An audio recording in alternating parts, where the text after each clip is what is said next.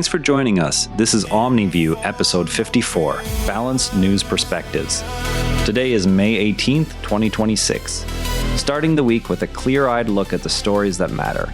Trump's warning that the clock is ticking for Iran raises risks to global oil supplies and regional stability as peace talks stall.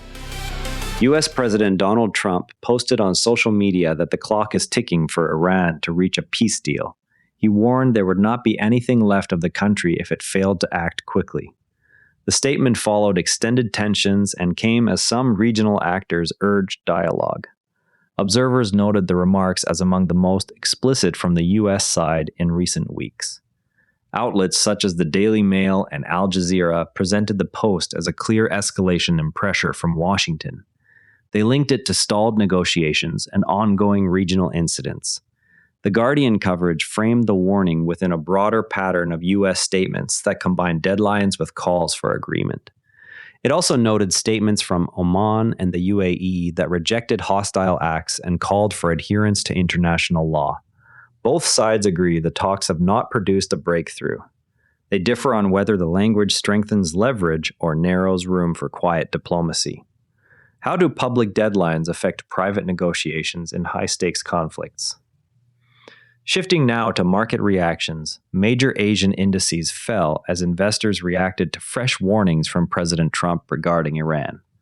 Oil supply concerns rose again after earlier market movements. Analysts noted the sensitivity of energy prices to any hint of wider disruption. CNBC coverage linked the drops directly to geopolitical statements and their potential effect on crude flows. Regional investors appeared to price in higher uncertainty around shipping routes and energy costs. Both market participants and officials agree tensions remain elevated. They differ on how quickly any supply impact would materialize. How do equity markets typically price geopolitical risk in energy markets? European equity markets started the week in negative territory following the latest U.S. statements on Iran. Investors cited uncertainty over energy supplies and broader regional stability. Trading volumes reflected caution across major indices.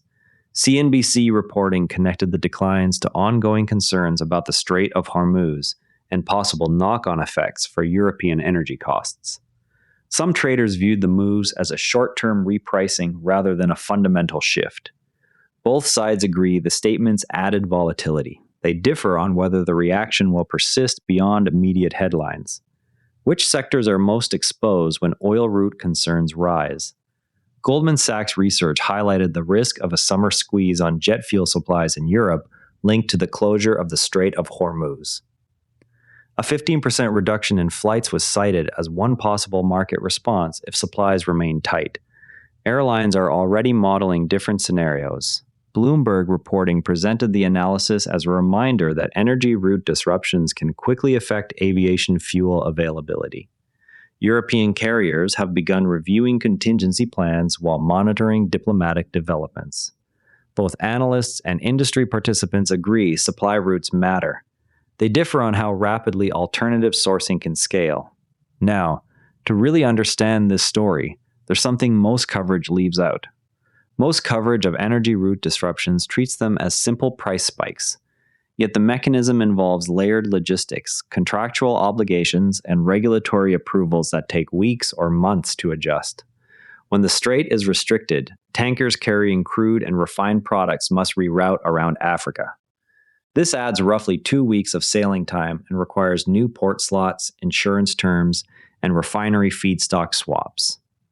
Airlines, in turn, rely on forward contracts and storage inventories that were sized for normal flows. Once those buffers shrink, carriers must either reduce schedules or pay spot market premiums that quickly erode margins. Knowing this, when you hear claims that airlines will simply absorb the cost, you can check whether the carrier has disclosed hedging levels and alternative sourcing agreements rather than assuming short-term resilience. Next time you see a headline about Hormuz tensions, ask who holds the physical inventory today, which refineries can process substitute crudes without major retooling, and what regulatory approvals stand between a diverted cargo and an airport fuel truck. Ryanair's chief financial officer warned that weaker European carriers may struggle to survive a prolonged jet fuel crunch. The airline said it has detailed plans for an Armageddon situation should supplies tighten further. Management emphasized its own stronger balance sheet as a buffer. CNBC coverage presented the remarks as a signal that not all airlines are equally positioned for sustained high fuel costs. Industry analysts noted that low-cost carriers with newer fleets may retain an edge over older operators.